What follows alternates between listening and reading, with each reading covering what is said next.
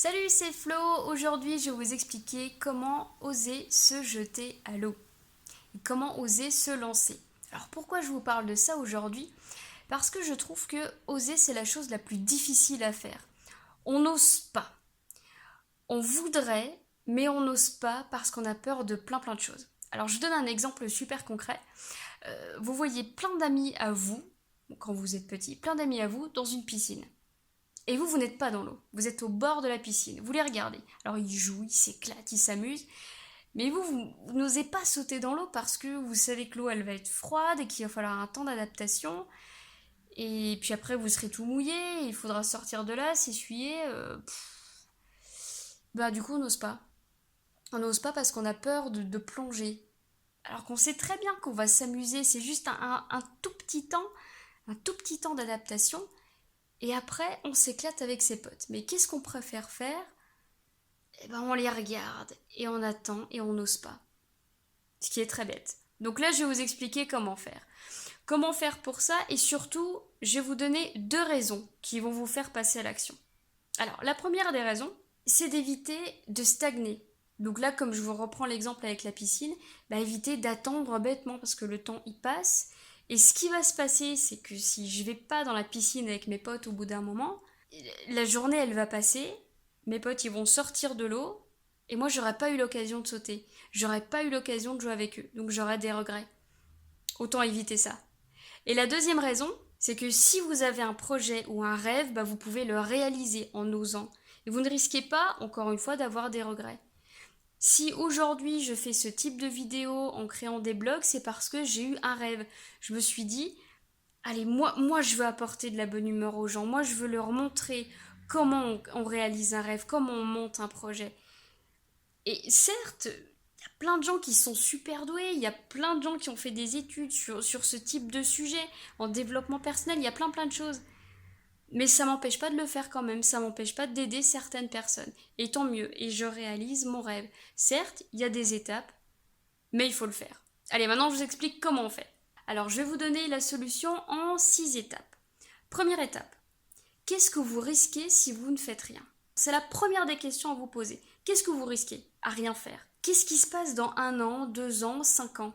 Si vous vous laissez paralyser par la peur de l'incertitude, est-ce qu'il y a une chance pour que vous atteigniez votre objectif? Qu'est-ce qui se passe dans 1 an, 2 ans, 5 ans? Je fais rien. Qu'est-ce qui va se passer?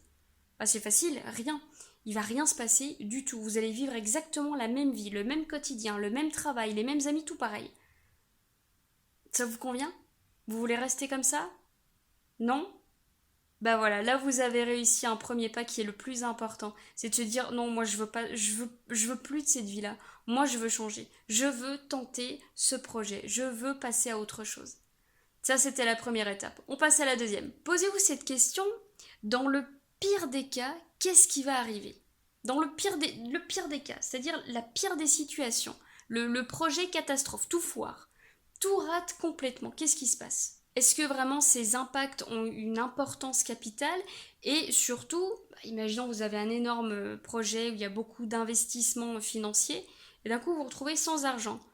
Bon, ça c'est vraiment le scénario catastrophe. Est-ce que c'est vraiment si important que ça, quand vous prenez du recul? Est-ce qu'il y a vraiment...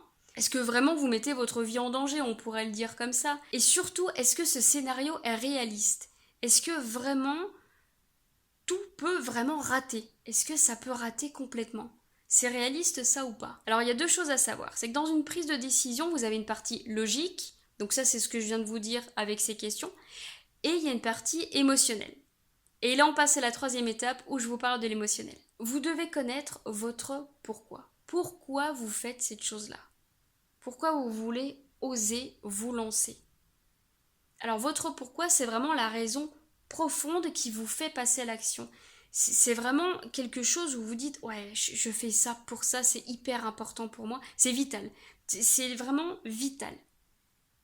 Alors ça ne peut pas être l'argent. L'argent n'est pas un moteur, c'est un outil qui va vous permettre d'atteindre votre objectif, ça c'est tout à fait possible, mais ce n'est pas un moteur suffisant. Vous n'aurez pas suffisamment de motivation avec de l'argent. Et on passe à l'étape suivante qui est sortir de sa zone de confort. C'est aussi une étape qui est difficile, sortir de sa zone de confort, parce que c'est aller vers l'inconnu. aller vers l'inconnu, c'est difficile parce qu'on ne sait pas où on va, mais on sait que la position dans laquelle on se trouve est terminée, on n'en veut plus. Chose qui est très difficile et on le voit tous les jours. Je vous donne un exemple très concret. Vous êtes dans votre travail, vous en avez marre de ce travail, mais vous restez dedans. C'est une position qui est super inconfortable, mais vous restez dedans. Pourquoi? Parce que vous avez plein de raisons qui vous font rester. Bah, le salaire est pas si mal, j'ai les horaires qui me conviennent. Allez, je peux encore rester. Bah, non, non, non, il y a un moment, on sort de cette zone de confort, on va vers l'inconnu, on va vers ce qu'on veut. Et je vous donne un exemple encore plus concret. C'est comme si vous étiez dans un fauteuil et vous avez une position qui est hyper inconfortable. Mais vous restez dans cette position parce que vous la connaissez. Vous savez comment vous placer. Ben non, c'est ridicule. Il y a un moment où vous allez vous placer autrement pour être plus à l'aise, pour être plus détendu. Mais c'est ça, sortir de sa zone de confort. C'est aller vers quelque chose qui va être plus confortable. Et on passe à l'étape suivante. Alors une étape que je trouve hyper importante, c'est de trouver des mentors. C'est-à-dire des personnes qui vous motivent et vous aimeriez faire vraiment comme eux. Je vous donne mon exemple à moi, qui est Elon Musk, que je trouve mais formidable. Lui, il a, je trouve, aucune limite. Il a une vision et peu importe ce qui se passe, il garde cette vision. Il n'en bouge pas. J'ai une vision, bah, je vais y aller. Même si je dois tout perdre, je vais aller vers cette vision. Et ça, bah, pour moi, c'est quelque chose qui est formidable et ça fonctionne super bien. Donc trouvez-vous des mentors aussi, vous allez voir qu'ils vont vous booster. Parce que vous allez voir ce qu'ils font dans le temps et ça va vous motiver au fur et à mesure. Et je vous donne la dernière étape qui est de planifier la plus petite action. C'est-à-dire que vous allez vous dire, allez, demain, je vais faire une toute petite action. Je vais faire ça. Je vais sortir de chez moi. Je vais commencer à économiser. Je vais aller voir les autres sites, comment ils fonctionnent. Mais planifiez-vous cette toute première action. Là, vous avez toutes les étapes. Maintenant, c'est à vous de jouer. C'est à vous de passer à l'action. Vous êtes prêts?